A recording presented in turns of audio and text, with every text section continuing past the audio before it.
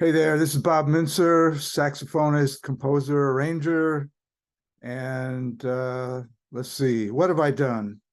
It's a long list. I've been in the music scene for about 50 years. Uh, Played with Tito Puente, Ymir Deodato, Buddy Rich, Thad Jones, Mel Lewis, Sam Jones, um, Jaco Pastorius, Art Blakey, Randy Brecker. Um, had my own band, big band, small band for some 40 years. Joined the Yellowjackets in 1990. That's a 33-year relationship now, and played with symphony orchestras, concert bands, polka bands, you name it. I've always been interested in all different kinds of music, and have been very lucky to have had an active career playing in all corners of music. So there you have it. And, sorry, I failed to mention, you're now listening to Stalwarts of Music with Aditya Veera. So hope you enjoy. Namaste, Bob. Welcome to Stalwarts of Music. It's an absolute pleasure to have you on the show. Thank you. Very happy to be here, Aditya. Thank you for inviting me. I have a very interesting agenda planned today as part of our interview, and I just can't wait to get started with you. Fire away.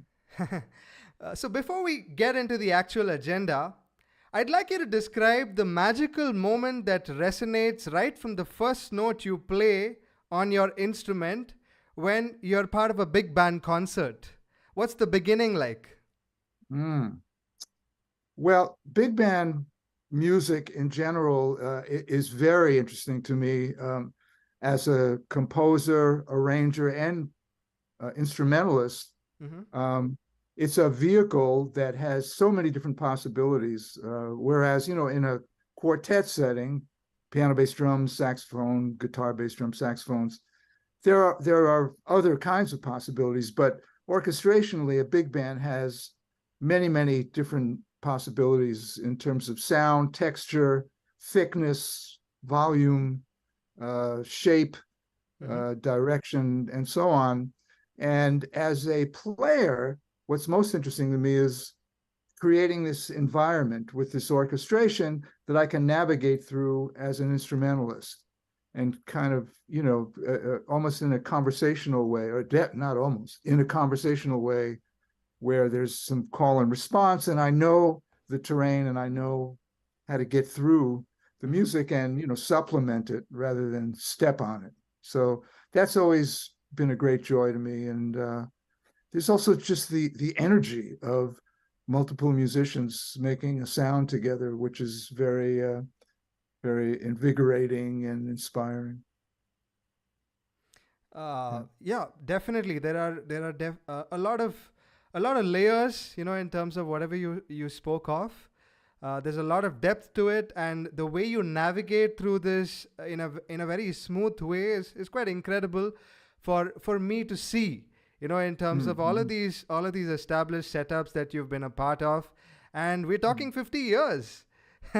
So that's quite something, in terms of whatever you've been doing for the music industry. Yeah, I consider myself extremely lucky. Yeah. I hit the scene in the early 70s when there was quite a bit of activity. There were a lot of touring bands, touring big bands in particular. Yeah. There was a lot of activity around New York.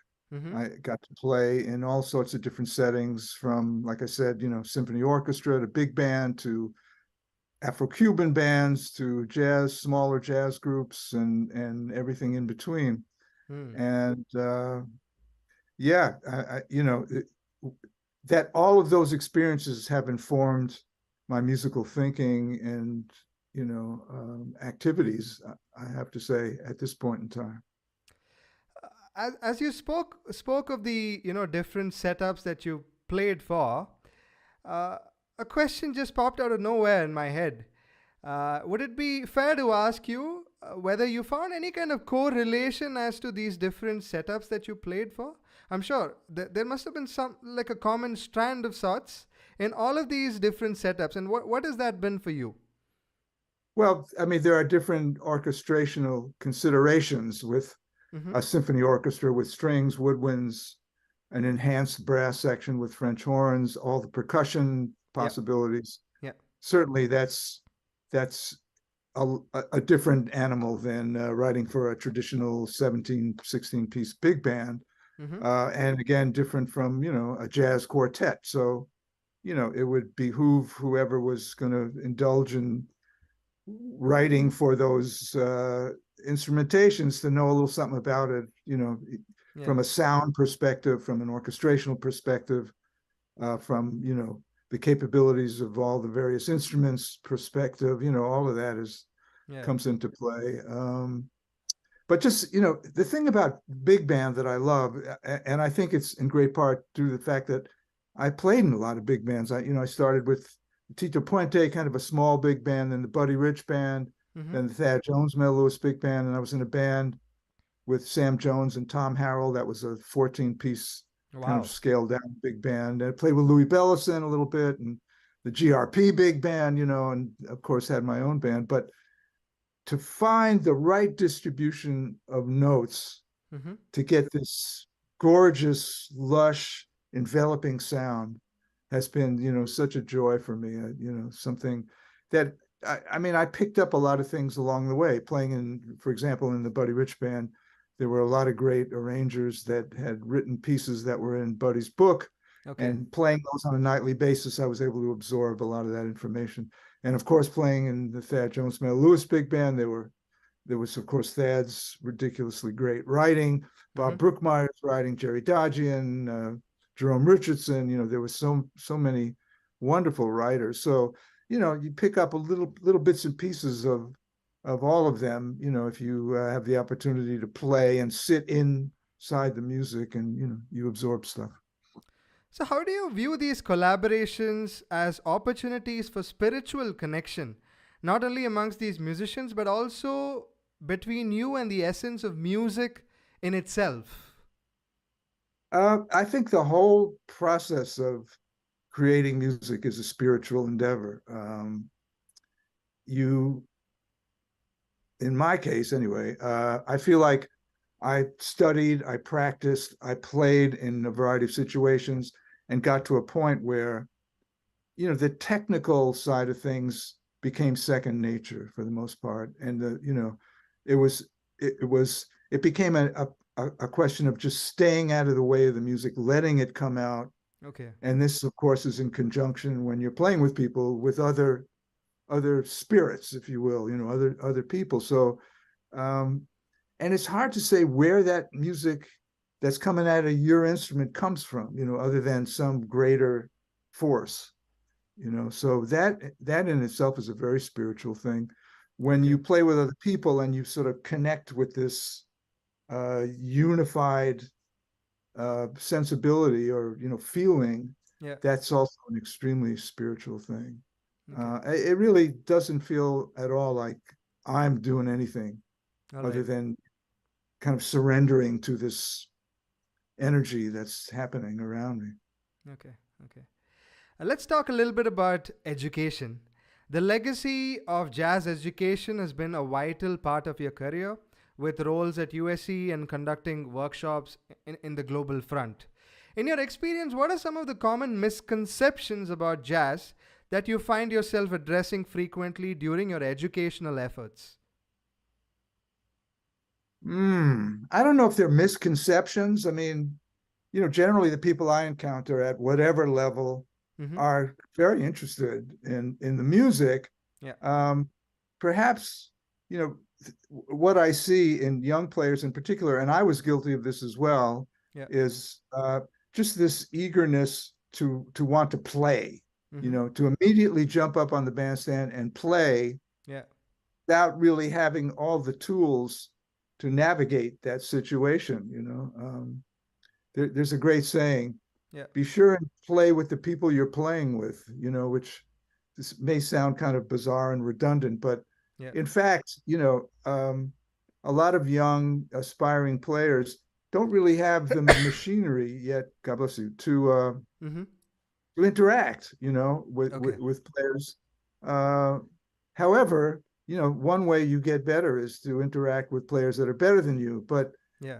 there's the conversational element Mm-hmm. in the music that one has to kind of figure out Okay. and experience ultimately. But it goes well beyond just you and your technique. It's a question of interaction. It's a question of, sound musical phrasing, of being hyper familiar with the subject matter. There are a lot of layers to being able to play, sensibly Okay. in an ensemble. Right. So I see that in young players. And that's, in fact, I teach a course at USC to freshmen. That's one of the major things we work on. We talk to all the different players in the rhythm section, the soloists, the horn players. What is this interaction supposed to be like? How does it work? What is your role? How do you facilitate conversation? How do you put all these components together? Okay. And yeah, I mean, I had it. Somebody had to tell me. In fact, somebody once told me, "You play way too much, and I have a hard time playing with you." This was a guitar player, Okay. and he was a nice guy. And I thought, well, he's not a malicious sort of person. So Yeah. Yeah. there may be something. I said may, because I wasn't quite sure when it went down, but I thought, well, there may be something to this. So let me. It was on a multiple set gig. So in the next Okay. set, Yeah. I thought, let me go back on the bandstand and play less and leave a little more space. Yeah. And lo and behold, it felt much better to me. Mm-hmm. It seemed like what I was doing then fit a lot more effectively and musically into the greater whole. And I looked over and the guitar player had this big grin on his face, like, "Yep." So, Yeah. so those moments are really great. I mean, Yeah. when somebody takes a chance and reaches out and pulls your coat to something, Yeah. it can be a profound advantage. For sure. Your involvement with the Yellow Jackets has spanned several decades, right? So contributing to your Grammy success. And so I'd like to understand what's the secret to maintaining such a long lasting and successful collaboration within Mm-hmm. this particular group, especially in a genre that thrives on improvisation and creative synergy in these times. Yeah. Yeah. I think there are several things. One is there's no leader to the band. Yeah. Yeah. Russ Ferrante, the piano player, he's one of the original members. Yeah. He's a brilliant musician.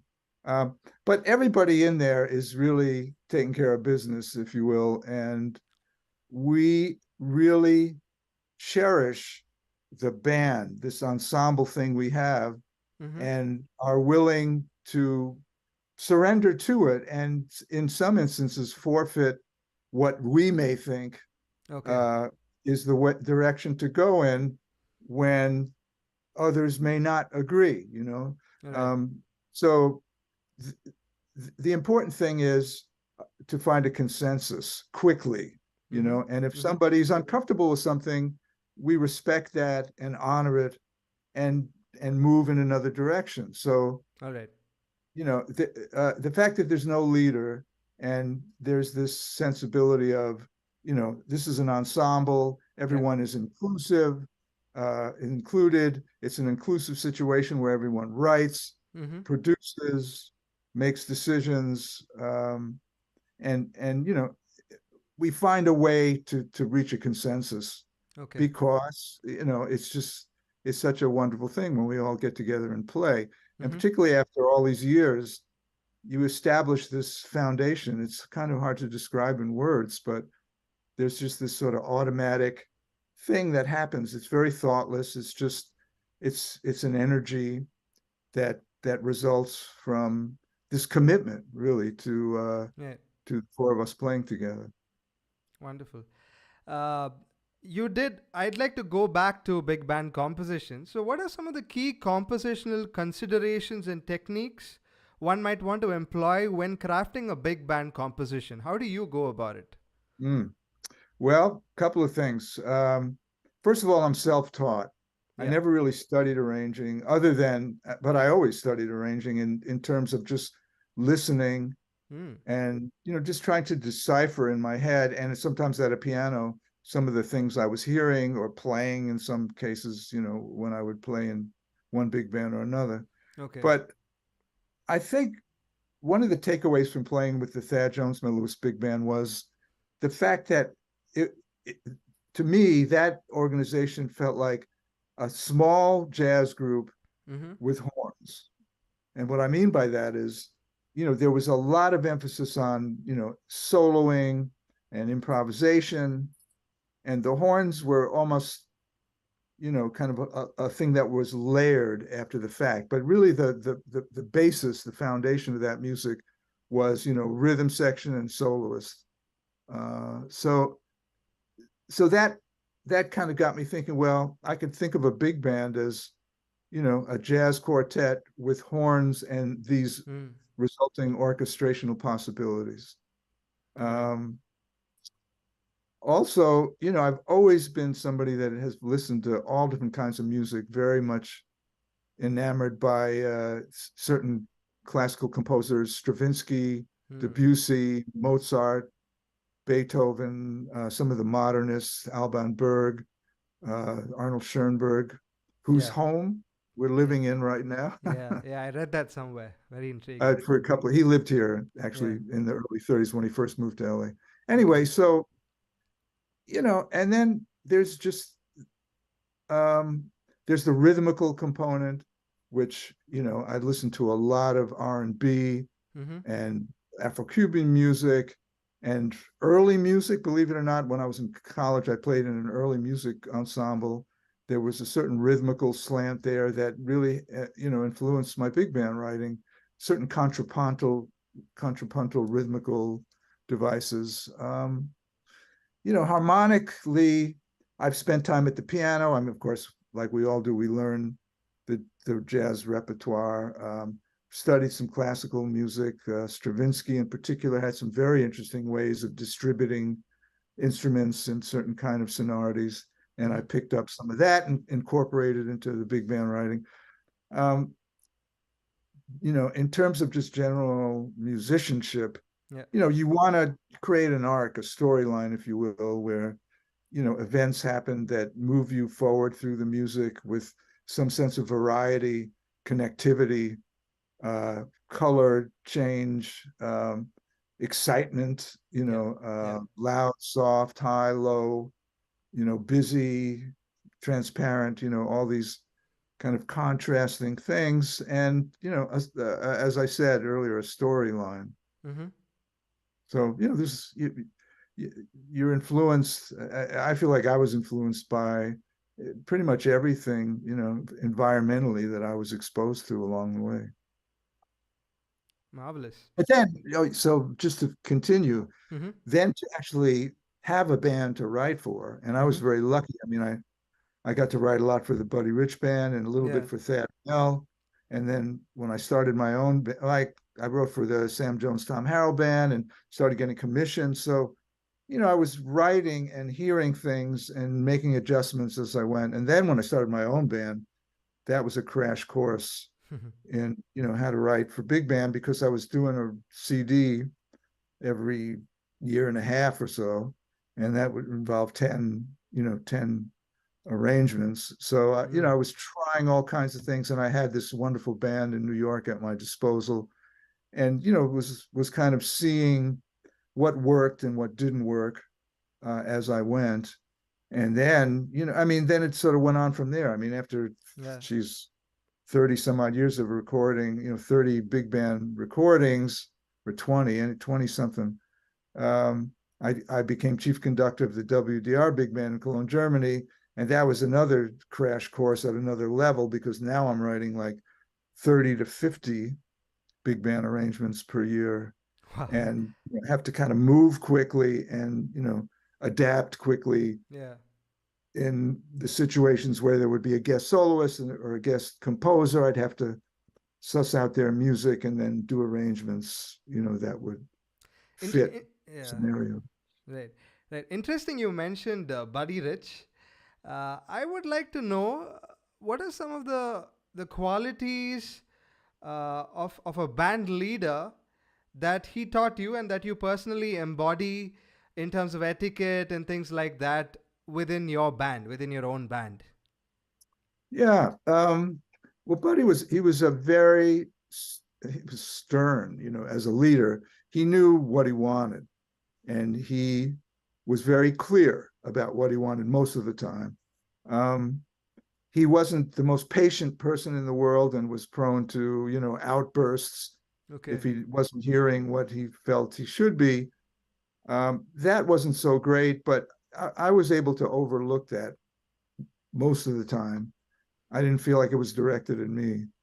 Um, so, I saw firsthand what it takes to harness this energy of 16, disparate ways of thinking about things and bring it together. Yeah. Otherwise it could be total chaos. And when I first started my own band, it was like all these very, well-established older musicians: Dave Sanborn, Mike and Randy Brecker, Marvin Stamm, Lou Soloff, and these guys, they all were, leaders in their own right and had done quite a bit more than I had.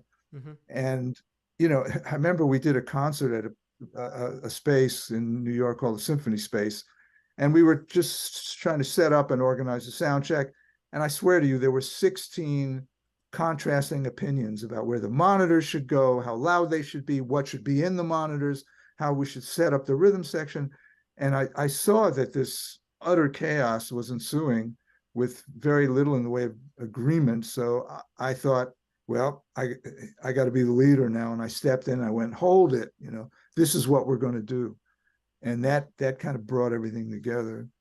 And so, but I think in the process, Mm. what I've learned to do is, listen and acknowledge the people in the band and consider things, and in fact make it a collaborative effort, because that feels the best. If you're in a band, if everybody's participating, collaborating, Yeah. and taking part in the decision making, that feels good. Yeah. It makes you more inclined to be a part of, rather than, like kind of recoiling and, going, well, this guy's not really acknowledging, Yeah.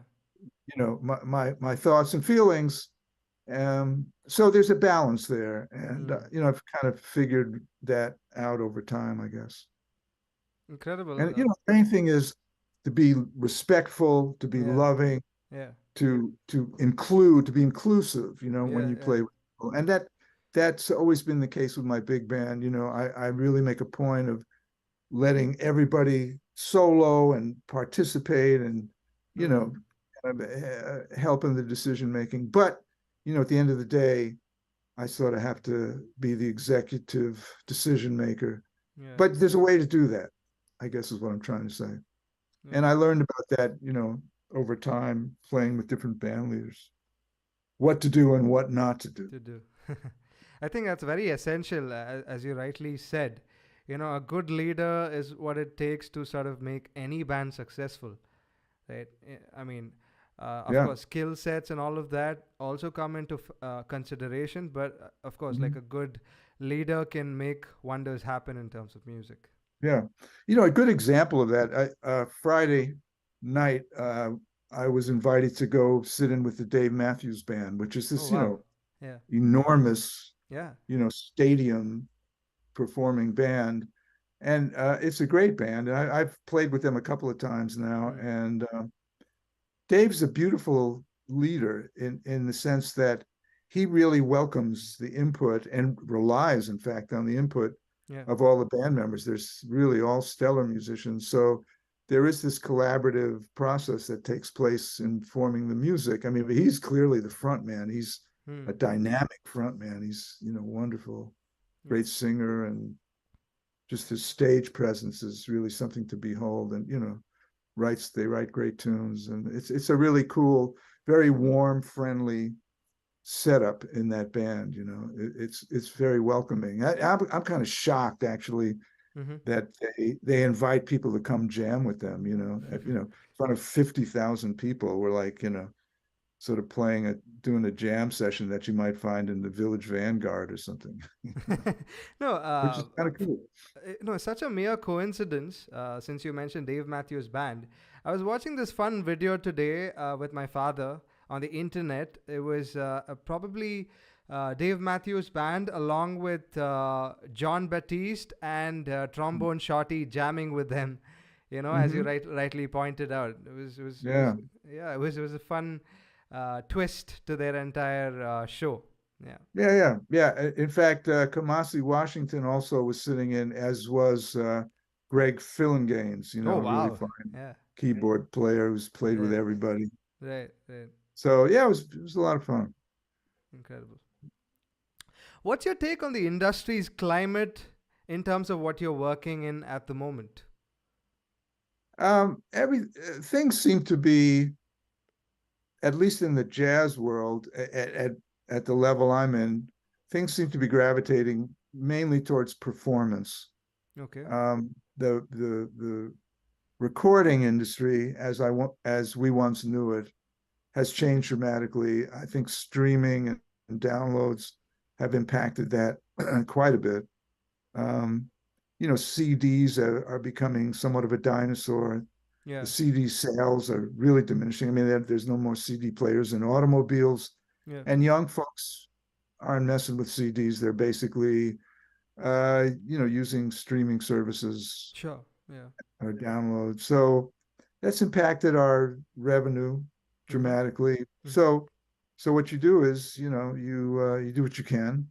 Mm. Uh, we, I, I'm on the road probably almost half the year performing, and in fact, when you do a performance, that's a pretty reliable place to sell some CDs because people, enjoy getting a signed copy of a CD. I know with the Yellowjackets, Yeah. we often sell CDs after our performances, and we go out and meet people and chat. But yeah, the record companies that sell CDs are not selling too many, from what I can Mm. see. Yeah. I think in other genres it may be a different situation, but yeah, I mean, when I joined the Yellowjackets in 1990, Yeah. that band was selling, a large number of CDs, and it's diminished greatly. Mm. So, but kind of the replacement, and again, it's not any big gold mine. It's not a gold mine at all, in fact. But social media is a new platform that enables pretty much anybody to reach a wide audience. And if you're persistent and clever about how you do that, that will, ultimately facilitate playing situations and even maybe a recording situation with a company. Yeah. You know, a great example. A former USC student named Lewis Cole Mm-hmm. has a band called Knower, Knower, and Okay. they built this following on YouTube, on the internet, Instagram, and it exploded. And Yeah. Yeah. they're, as a result, Mm-hmm. they're busy touring the world and doing all kinds of interesting projects. In fact, I had Knower do something with the WDR big band a few years ago, and it was really great. Yeah. Yeah. That was a fun project. Nice. Nice to hear that. Mm-hmm. Your Grammy winning album Homage to Count Basie pays tribute to a jazz legend. So, could you delve into your approach in terms of paying homage to the past while infusing your own voice into that music? I'd like to understand more as to how do you strike the delicate balance between tradition and innovation? Yeah, yeah. I, I've always enjoyed just writing original music. Yeah. You know, occasionally thinking of a situation, a place, a theme of some kind. And in the case of the Basie homage, Count Basie was such a integral part of my jazz training and listening, and uh, so many of the players in that band went on to be band leaders and great arrangers. So I Mm-hmm. was very aware of that music, and I thought if I were to, settle on a theme, Mm-hmm. that would be a good one, because it's kind of broad. Yeah. It encompasses a lot of different arrangers. The main focus was swinging, feeling good, Yeah. uplifting music. Music. But I thought, so okay, well, how do I sort of update that a little bit? So, there was just some, not all ding ding a ding. There was like a funk tune that I wrote called Home Basie Yeah. that sort of had, an R&B foundation with kind of jazz big band sensibility sitting on top of that. So I guess, in a nutshell, it was just combining elements in a way that paid homage to the tradition of the Count Basie Orchestra and what that entailed, and updating it slightly with, more ambitious harmonies or, more Yeah. extended forms. Like I did a version of April in Paris Mm. as a bossa, Yeah. um, and there was a long intro that, just was a departure from the, traditional April in Paris that the Basie band did. So all those things um, kind of pop into your head, as you're trying to put together a project. What if I took this tune and rather than do it the way the Basie band did, what if I changed the groove or changed the intention or added something in terms of harmony, melody, rhythm that would be slightly different, All right. and go from there. As you continue to evolve as a musician and delve deeper into the spiritual aspects of artistry, like you mentioned, so what are some of the new dimensions of self discovery and musical exploration you envision and you're trying to unlock for yourself in the next couple of years? Well, I try to stay abreast of, new music. Mm-hmm. The radar is on at all times. I mean, Yeah. uh, you know, and in fact, I learn a lot from my students Okay. who are of a different generation, and they will frequently, I mean, sometimes we have listening sessions Mm-hmm. in class where I say, bring in what's really ringing your bell, and let's compare notes. So, Yeah. um, that's a nice way to, if you collaborate with people and see what they're checking out, you often stumble onto things that are very intriguing. So I try to stay abreast of what's happening, and I spend time at a piano. There's a piano back Wow.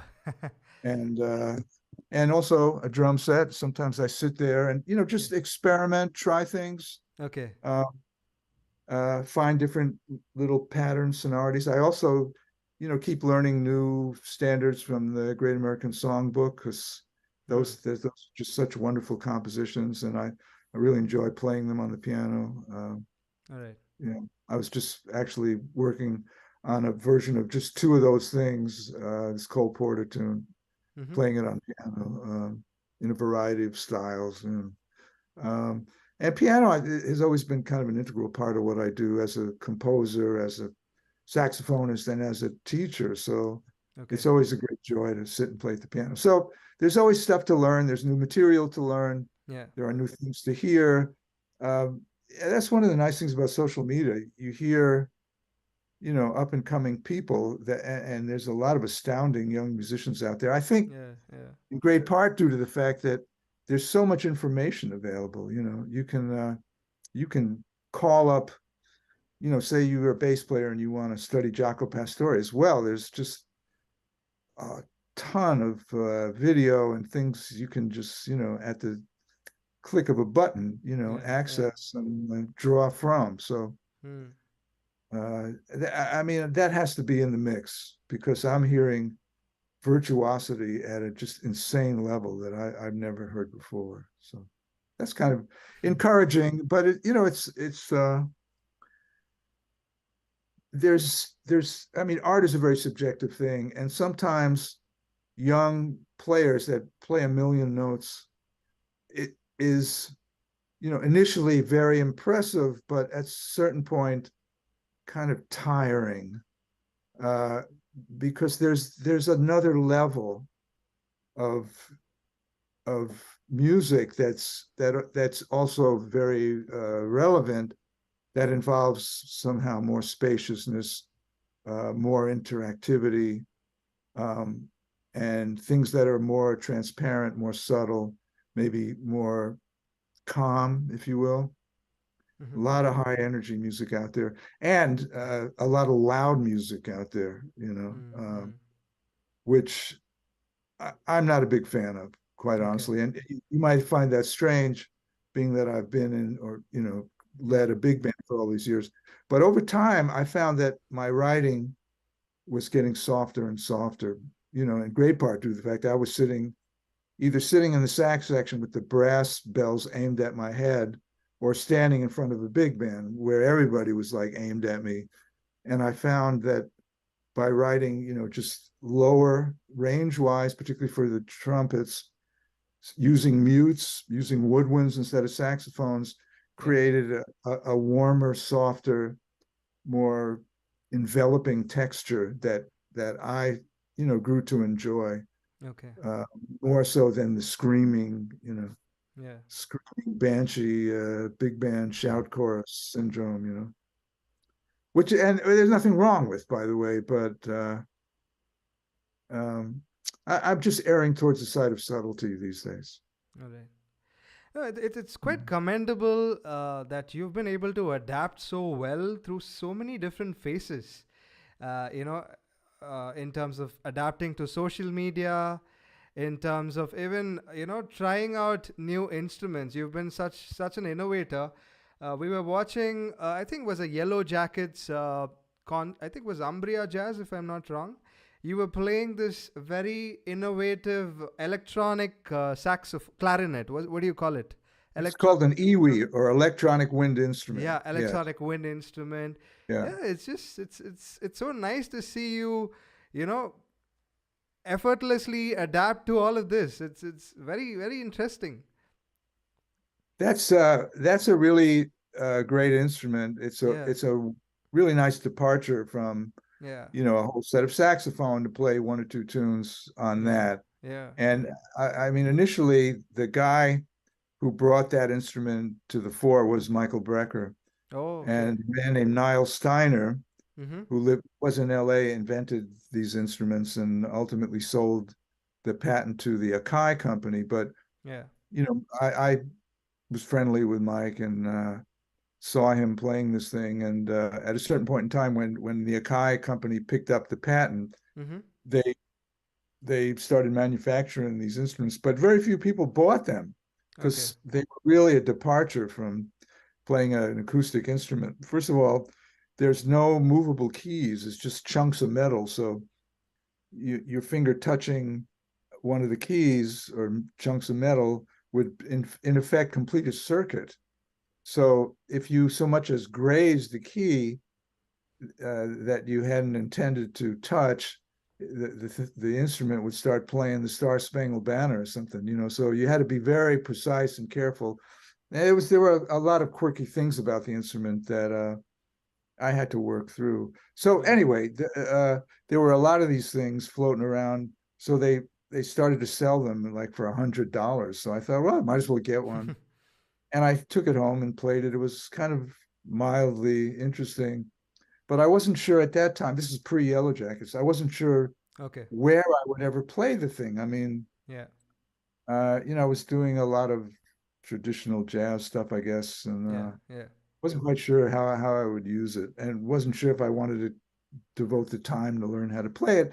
And then this Yellowjackets situation came along, and it seemed like the perfect setting Uh for huh. playing the instrument, And the first thing I had to play on that was this bluegrass tune by Kenny Baker that Ross arranged, called Frida, Okay. and it was hellaciously difficult, and it was not an easy thing, as a introductory piece to initially record and then go out and play.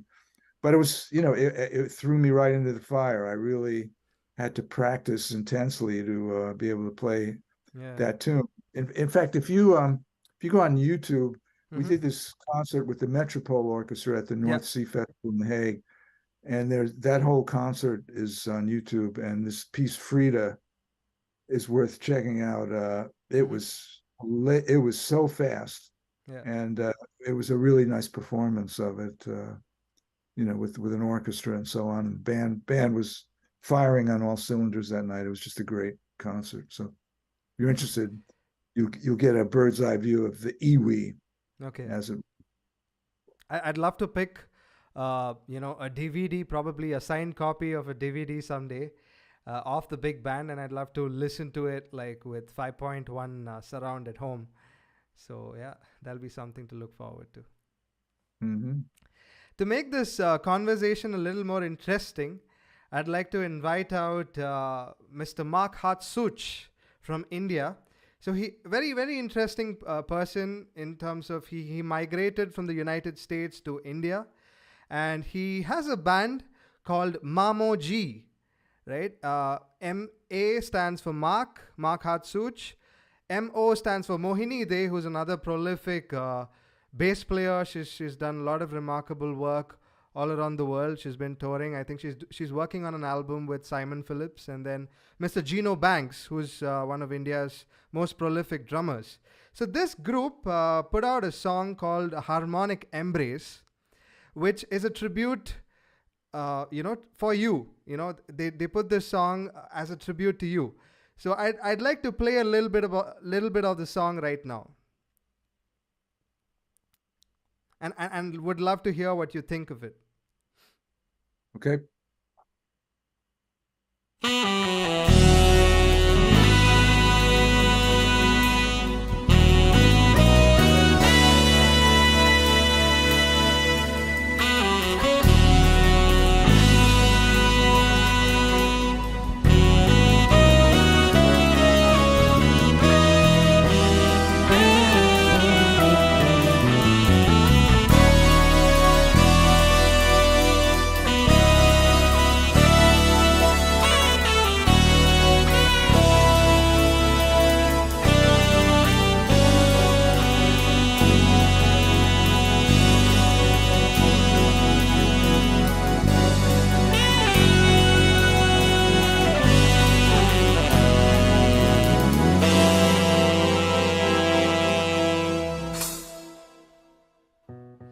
So that was Harmonic Embrace for you by Mamoji. And to make it more interesting, I'm going to invite the man himself. I'm going to invite out Mark Hartsuch to join our conversation. Okay. Hi, guys. Hi, Bob. Hi, Adi. Hello, Mark. Hello. Hi. Such a pleasure to meet you, Bob. My pleasure. Yeah, you've been a hero of mine since I started playing the saxophone. And thank you, Adi, for creating this opportunity so that I can meet one of my musical heroes and ask a few questions and share a bit about myself too, maybe. Mm-hmm. Yeah, such a pleasure to meet you, Bob. Yeah, I really enjoyed the tune. It was very colorful and interesting, and the band sounded great. Oh, so, yeah, thank you for that. Well, thank you so much, Bob. You've been an inspiration to me. Your work with the Yellowjackets and all of your big band arranging.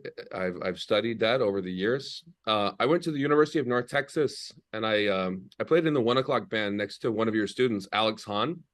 Mm-hmm. And so I've actually known many students that have come through your program. And I lived in the Los Angeles area for a number of years. Mm-hmm. So I met a lot of your students as well. And yeah, it's just amazing what you've done with that program, as well as your own music career has been something I've followed very much. So I'd love to ask you a couple questions. Please. Yeah. So I heard through the grapevine of the LA recording scene a little bit about how you like to record yourself in terms of your dynamics when you're playing. There, artists like Joe Henderson would play quite soft, but play close to the microphone. Mm-hmm. And the idea was that more low overtones would be captured, as opposed to playing very loud into the microphone, where you might kind of blow out the microphone, so to speak. There might be a better way to say that. Can you just talk a little bit about your recording technique when it comes to like microphone placement? Yeah. If well, there's a few things to address here, but in general, I find playing soft actually is louder, if that makes any sense at all. When you blow harder, the sound spreads and there's some level of distortion, which really inhibits projection in a certain way. Not to mention that it locks you into a certain timbral box.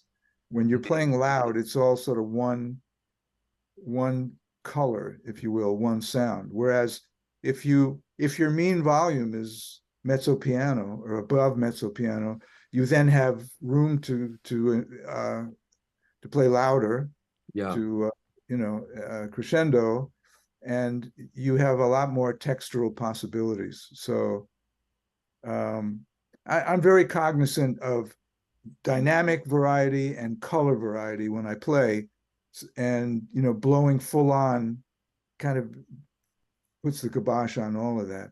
In terms of mic placement, if you're right on the microphone, there will be some level of distortion, but sometimes you might want that, like for a hard-hitting tune, you'll sort of get this hyper present, little bit distorted sound.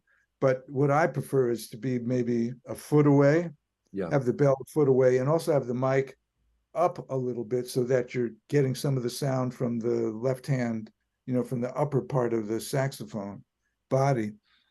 It's a warmer, rounder sound, which again is appropriate for certain settings and less so for others.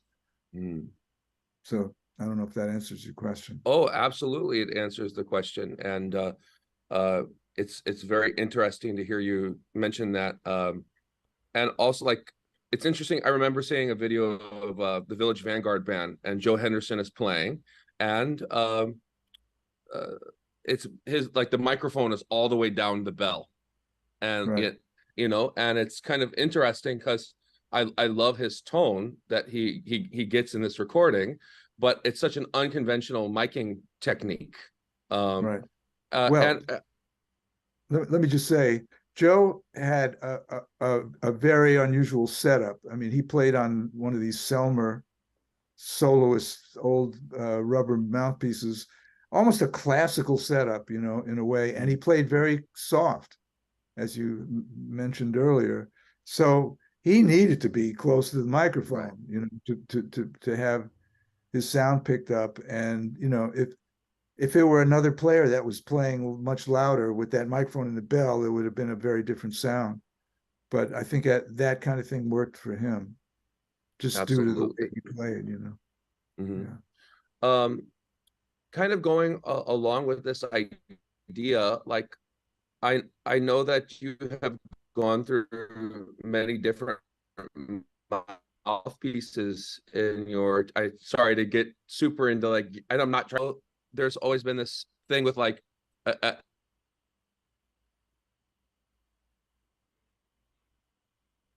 school, if you didn't have a microphone on you, I liked the ability to project through the ensemble. Or if you're playing with a rock band, having I play a high baffle piece, like a Jody Jazz mouthpiece, that allows me to project some. Maybe, like, I think part of this temptation of younger players to play loud is, like, they feel like the band is playing really loud around them, and so they need to project more. But what's interesting is that it doesn't translate in a recording sense. That's been my experience with, like, my students, is that they want to play louder in a sax solo, and then it doesn't really translate in the recording because, like you said, you get that distortion. Yeah. Well, again,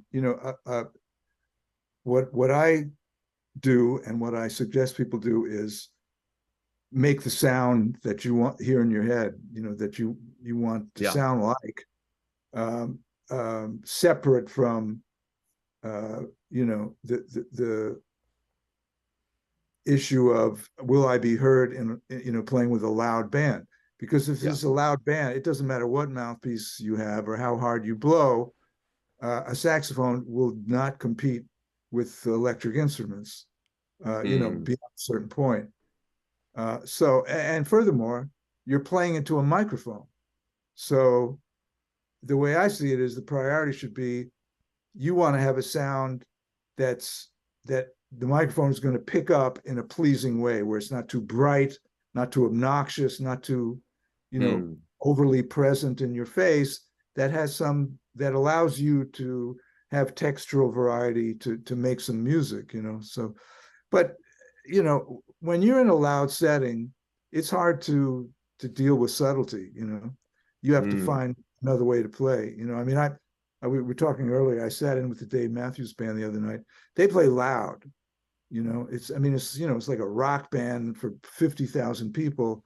So I had to think about playing very differently than if I were playing, in a quartet setting. I wasn't necessarily blowing a lot harder, but I was, what was I doing? I was playing more simply. There was more repetition in what I was playing. I was trying to fold in to this kind of rock and roll rhythmical palette in a different way than if it was, a jazz rhythm section. But again, I was playing into a microphone, so I could play at any dynamic I wanted, and it would translate. But the intensity factor had to match what was happening around me. So that does involve blowing a little harder and, doing certain things. Yeah.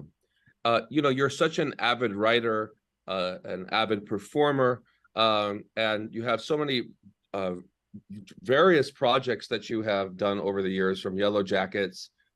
You work with the WDR band. Your big band writing is obviously well known. Where do you find where do you find your home? What do you prefer? What setting do you prefer the most for music? I like all of it. I like variety. I like a lot of things, even outside of music. So, I try to keep moving. I work in spurts because I'm doing so many different things. I write on a laptop. I use the Sibelius software. I don't need a piano to write. So I can write on an airplane, in the bathroom, pretty much anywhere. But, I like to walk my dog. I like to cook. I like to read. I like to hang out with my family. Movies. So you break it up, but I'm extremely busy. I like that. I like a lot of activity. But what I've had to learn to do is to walk slowly through this and not freak out, try to just stay calm. And that's really important. You bring up a really good point there, that, because you are such a phenomenal saxophonist, such a phenomenal composer, there are so many different dimensions to us as humans. You're, like you said, you do like to do so many other things. Do you feel that interviewers fall into the same lines of questioning, like in interviews and podcasts and stuff, with or asking you're breaking up there, Mark. Sorts of questions, about gear you would want to be asked about, your life outside of music. Okay, can you hear me now? Sorry. Yeah. Can you hear me? Yeah. Yes, and I heard the question, and interviews are generally enjoyable for me. Some better than others, but I'll talk about anything. I like conversation. I like talking to new people and seeing what they think, and seeing what I think, because this is all very improvisatory. We flap our lips and hope that something pertinent comes out, but it's in the moment, so it's like, oh wow, that's interesting, and sometimes I'll even backtrack and think, okay, I just said this is something I allegedly do I in fact do that, kind of thing, like, yeah, am I being for real here, or am I just talking, so yeah, it's all good. I enjoy these. Do you find that subtle activities, like walking your dog or spending time with family, that informs your music at all, emotionally? Yeah, sure, of course. Any life experience informs your music. And Sometimes when I'm walking with or without my dog, I'll, just something about the rhythm of walking kind of brings up, conjures up different musical ideas. I've written a couple of Yellowjackets tunes that way. hmm. Yeah. Now, I think it was back in 2008 that you moved from New York to Los Angeles. I might be wrong about that. No, you're right. Okay. Um, did you feel that like uh maybe your writing or your playing changed as a result of your environment, or anything like that? Like I'm not saying that I heard anything, it's just I'm wondering from like a life experience standpoint if that happened. Well, yeah. I mean, a different environment will inspire in a different way. And, the California, the landscape alone is like a really inspired thing. There's a lot of beautiful places, Yeah. places to hike. The weather is pretty extraordinary here. So all that really creates a certain mood, a certain feeling that would inform music in one way or another. Yeah, I've definitely heard this in lots of my other heroes playing, like Herbie Hancock and Peter Erskine and a number of other wonderful musicians, that I can actually hear it in their music too when they made the move from, New York to Los Angeles. It Mm. happened with me as well, especially moving to Mumbai. Um, the amount of fusion musicians, and when I say fusion musicians, I'm not talking jazz fusion, I'm talking Indian fusion with Carnatic music and jazz. Like my wife is a bassist, the one who you saw in the video. Her name is Mohini Day, and Gino Banks. There are these musicians that really focus on trying to incorporate conical into all aspects of their music, whether it's ending their solos with a ti-high, a rhythmic phrase that's done in threes, or a korbai, which is doing different rhythmic exercise. It's not an exercise per se, but it's almost a composition within a composition where they're trying to execute something in real time, with in an improvisatory sense. These things have become something that's on the front of my mind because it's part of the current lexicon of the people that I'm interacting with right now, which is very different than kind of the musicians that I was interacting with when I was in Los Angeles. It's something, if I asked a musician in LA what they thought about this T-high, they would say, T what? It's not, so it's quite interesting in that sense, that when you move from a city to city, that not only the environment, but the musicians themselves have such a different understanding of music. Sure. Yeah, well, two things come to mind. One is we're very lucky, us musicians, if we get to travel the world and experience firsthand the indigenous musics of the various places we go to perform and hang out. And that's a wonderful education. And, I've been inspired in many different places by music I heard, on a festival, say, or wherever the case may be. But also, what was the second thing? Let me think about this. This sort of misconception that, LA has a certain style of music and New York has a certain style of music. I mean, to me, it's an overgeneralization because there's some really great straight ahead jazz players in LA. There's quite a scene, particularly with, the schools spitting out, really accomplished players in all genres, all throws of improvisatory music. So, over time, I suppose you could make the argument that, there was a cool jazz thing, a la Chet Baker and people like that were in the West Coast, and New York had the hard bop, like more hard edge thing. But, it's all mixed together now, and anywhere you go, at least from my experience, you find all sorts of different modes of playing and thinking about music. Yeah, it's really interesting to hear you say that, because I feel that the lineage of jazz seemed very clear up until maybe the 90s.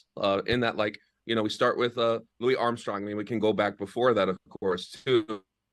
But Louis Armstrong, and then we get into swing, then we get into bebop, and Charlie Parker and Dizzy Gillespie, and then that breaks into the cool thing and the hard thing, and from there we get uh, free jazz and fusion, and these different things evolve, and we can basically point to very specific artists through all of those things. But I wonder, like, if you were to try to peer into the future 30 years from now, like, what do you think they would say about this time we live in right now? Because it seems like it's everything all at once. There's that movie that just came out, Everything Everywhere All at Once. That's how it feels to me, because everyone's kind of doing everything, and as well as, like, music distribution has changed, so everyone's making records and putting everything out. How do you view jazz right now from a future historical perspective? I don't know.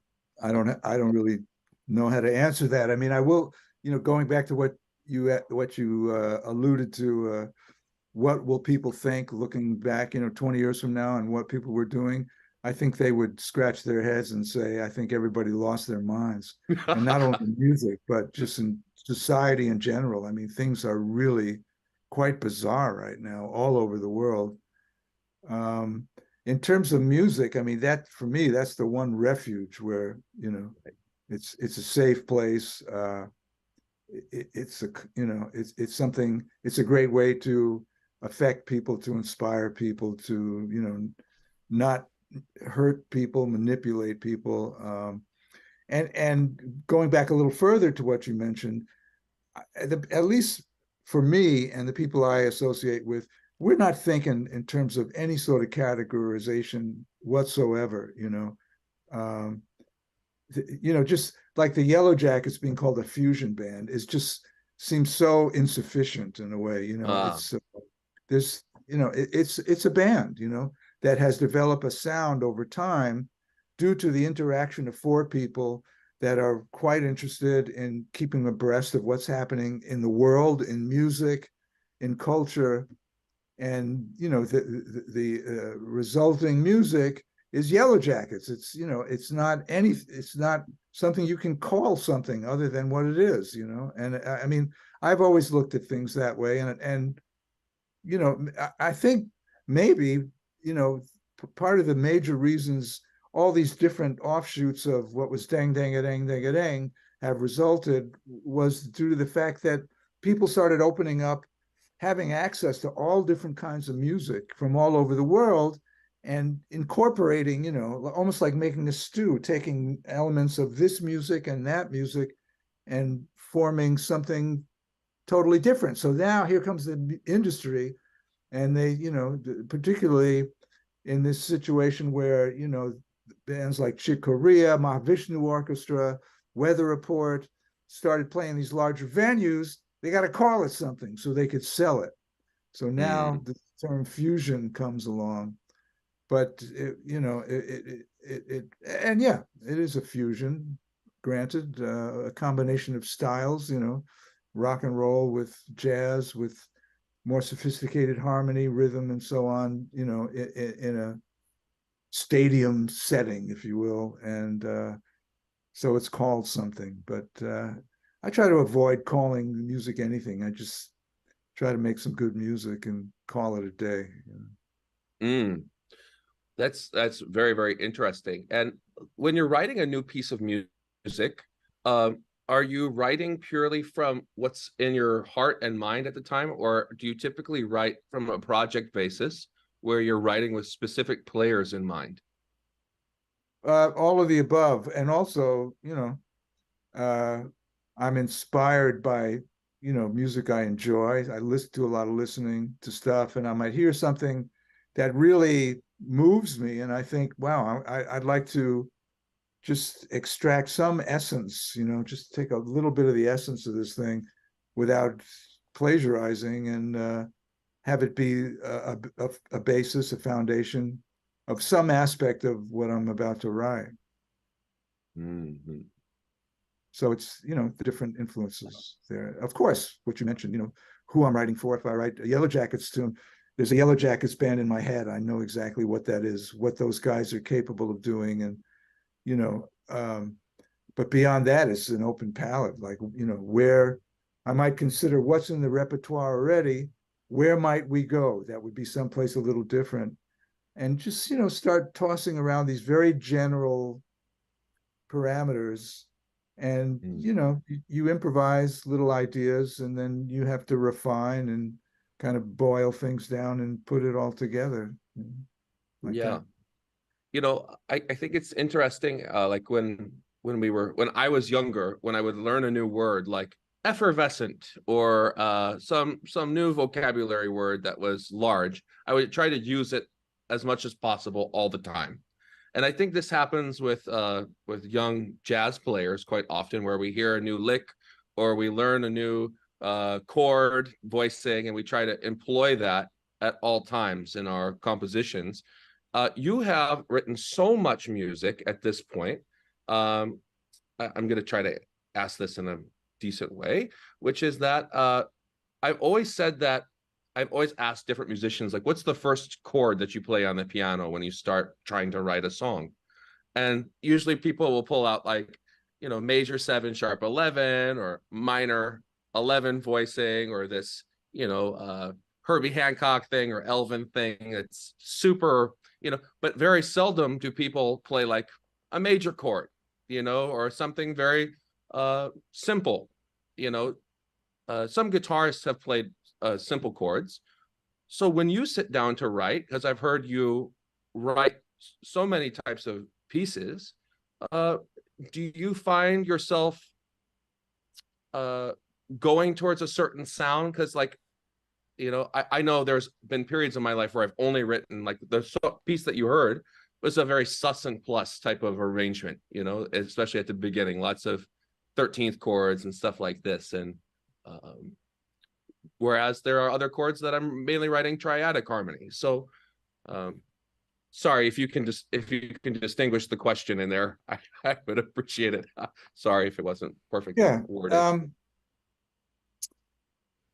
Sometimes I hear general shapes, a general shape of a tune without knowing the specific harmony, melody. Maybe there's a rhythmical focus that comes into play. I mean, I've played drums for a long time and always thinking rhythm. The components of this music, or any music, melody, harmony, rhythm. So you, at least in my thinking, the initial idea of a tune incorporates all three, but in a non-specific way, before I even know what chords I'm going to use or what melody, or, sometimes it's just a rhythm I start with. I'm thinking, well, we already have this kind of rhythm in the repertoire. Maybe what if I try this rhythm? It would be a contrasting format and a place to start. Sometimes I start with a groove. Sometimes I start with a chord progression. Sometimes I hear a melody. Sometimes I hear the whole thing. But again, it generally involves a sketch, which could be snippets of things that don't quite fit together yet. It could be just sort of a general outline of a piece. And then, as I go through it, I fill in more and more and more, and do a lot of revising and moving things around. And that's the work. Getting the initial ideas. If you're writing all the time, it's, there's a muscle involved, very much like playing an instrument. You develop that muscle just through repetition, writing all the time. And the ideas come, particularly if you're in deadline situations. You don't have time to not be inspired. You have to write something. So you just get in the habit of throwing something out on the page or in the computer and going from there. So it's improvisatory. But the luxury of composing is it's very deliberate, slowed down improvisation, whereas improvising is spontaneous composition. That's a whole other thing. I mean, you have to be in the moment and have a vast vocabulary to make that work, and vast experience in the subject matter. Mm-hmm. It's a lot like talking, Absolutely. composing and playing. How do you become a more eloquent, informed speaker? Well, you read newspapers, you read novels, you write papers, you write articles, you write your liner notes, and you give lectures, which I do, it's generally on a subject matter I've had a lot of experience with, so it flows. I can just babble on about any given subject, really, because been there for a long time. Yeah. I suppose I might have two more questions. I think of you, and you can. There are three tenor players that come to mind that were kind of the titans of, I feel, your era, which are yourself, Michael Brecker, and Bob Berg. And there are others, of course, that come to mind of New York tenor players that were around.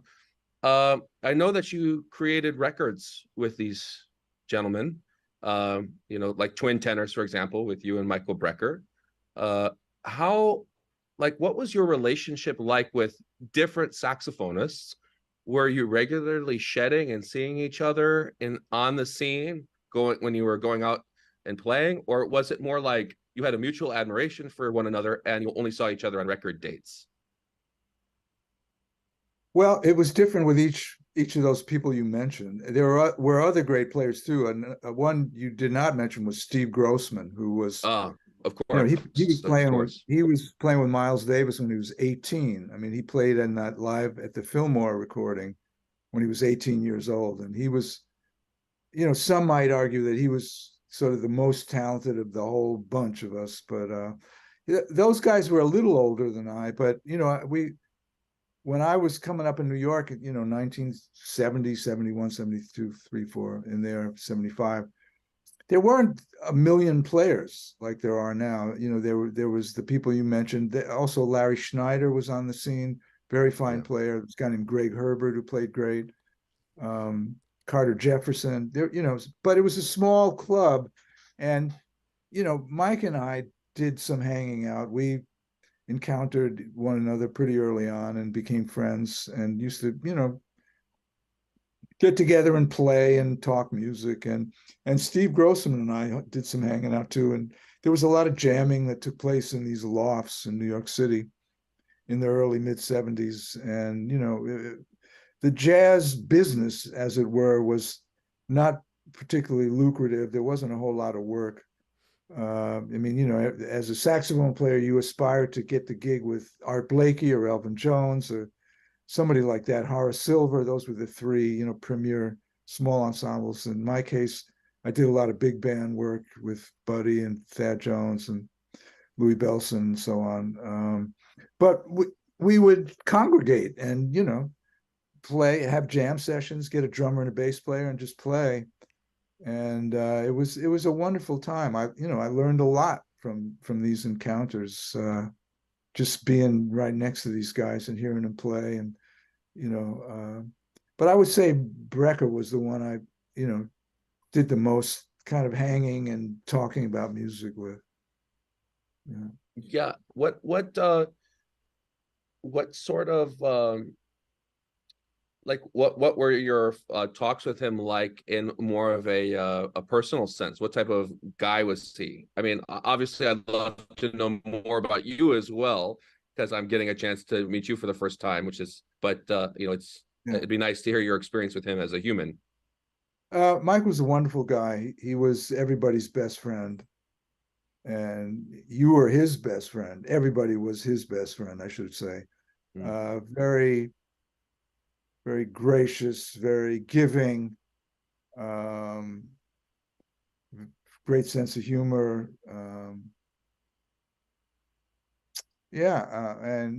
Phenomenal musician. And Yeah, we would just talk about, different approaches to soloing. I remember we talked about cadenza, like how do you play a cadenza, and we would listen to the John Coltrane version of I Want to Talk About You, which Live at the Vanguard, of course, has this big Yeah. long cadenza in it. And we he would occasionally demonstrate some of the things he were working on. We spent a lot of time with patterns. Patterns were a nice way to just get things under your fingers and deal with certain different harmonic settings, through these pattern-like melodies. So we would occasionally share patterns and stuff like that, and then just play. He was a good drummer, and I was trying to play the drums, so we would play drums for each other, and yeah, it was a fun time. Wow. There's a great video of him playing drums at UNT in a master class. So Yeah, I've just seen that. pretty exceptional, Mhm. and yeah, I would love to hear you play drums as well. I know that you play multiple instruments besides, I think you're most known for your tenor saxophone playing and your bass clarinet playing. But you also play iwi quite often. Yeah. What in terms of your future We projects, lost you. the Yeah, I You're think cutting it we out. lost you. Yeah. with like The hazards of Zoom are upon Yellow us. Yeah. Jackets, do you find yourself mainly playing tenor? Okay. Can you hear me? I heard I heard the tail end of it, and I'll answer by saying my primary Okay. instrument is the Can you hear tenor me now? saxophone. I play, Mm-hmm. yep, I play some soprano. I play a bass clarinet occasionally, and I play the electronic wind instrument. I can also play flute, alto flute, um, B flat clarinet. I was a clarinet student in conservatory. I play piano and some drums and can play the bass and a little bit of guitar. Is there one instrument that you feel is your voice, like that you're bearing your soul out when you play this instrument, or is it all equal? Uh, I would say it's tenor saxophone, bass clarinet, and iwi are all pretty equal at this point. Okay. All right. Okay. So, in the interest of time, I guess he needs to sort of push somewhere. So I Of have, course. yeah, I Thank you have, so much, Bob. Thank yeah, you so much. It's so Pleasure, nice Mark. meeting you. yeah. Good to talk to you. I have one last question before we conclude this session. Very simple one. Down in the distant horizon, what would you like to be remembered as? A nice guy. All right. Great, Yeah, great. yeah, a nice guy, helpful person Mm-hmm. on the team. Somebody that made a difference. That's that more than anything musical, really. Incredible. Although I appreciate the recognition I get as a musician, but more important is what you do for others. What you do for the planet, for society. That's the more meaningful thing to me. Being helpful, being of service. It's I'm not always good at it, but that's what I aspire to Okay. do. Okay. Yeah. Marvelous. So this interview will be additionally aired on Big FM Shillong and Aizawl, two incredible radio stations in the northeastern part of India. And you can also find it on my YouTube channel, and it'll be also streaming on audio platforms. Thank you so much, Mark, for being an incredible co-host, and Bob for all those valuable insights and for a great session. So it's been such an incredible blessing, privilege, and an honor. Thank you once again for tuning in. Thank you, Adi. Aditya and Mark. It was a pleasure talking with you guys. Oh, such a pleasure, Bob. Yeah, like I said, you're a hero, and thank you for all of the music over the years. So I'm looking forward to more of your music. Always your fan. So Appreciate that. yeah. All right, gentlemen. Take good care. Take care. Bye-bye. We'll see you.